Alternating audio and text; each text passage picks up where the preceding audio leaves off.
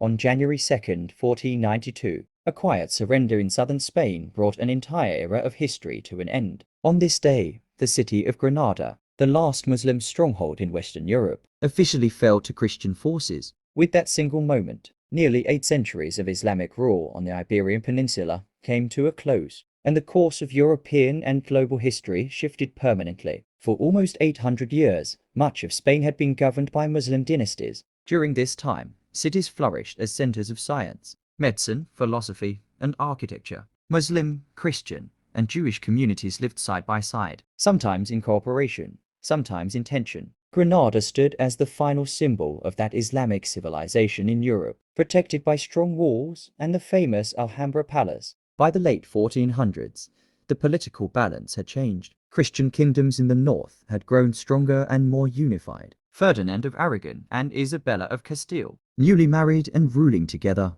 launched a determined campaign to reclaim the remaining Muslim territories. This effort became known as the Reconquista, a centuries-long process aimed at restoring Christian control over Spain. After years of siege, negotiation, and military pressure, Granada could no longer hold. On January 2, 1492, its ruler, Mohammed XII, known in Spanish history as Boabdil, handed over the keys of the city. Christian banners were raised, and Islamic political authority in Western Europe officially ended. At first, the surrender agreement promised religious tolerance. Muslims were assured the right to practice their faith, keep their property, and live without persecution. But these promises did not last. In the years that followed, forced conversions, expulsions, and religious persecution reshaped Spain's population. Jewish communities were expelled later that same year, and Muslim residents were eventually forced to convert or leave. The fall of Granada did more than change Spain's internal politics. It marked the rise of a powerful,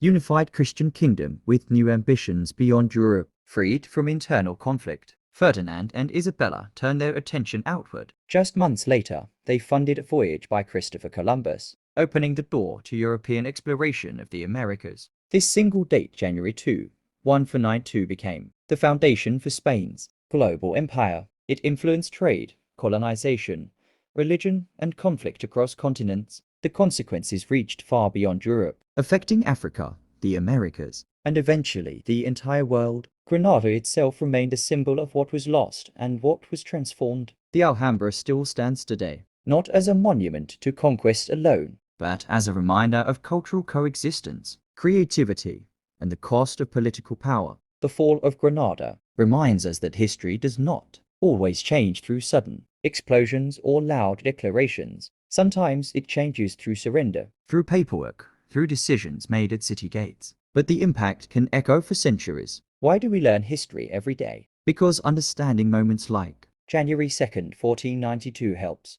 the present generation recognize how unity and exclusion shape societies. And it warns future generations that when power replaces tolerance, the consequences can define the world for hundreds of years. History is not old. History is living inside us. One day, one event, one lesson. Mr. Fidi.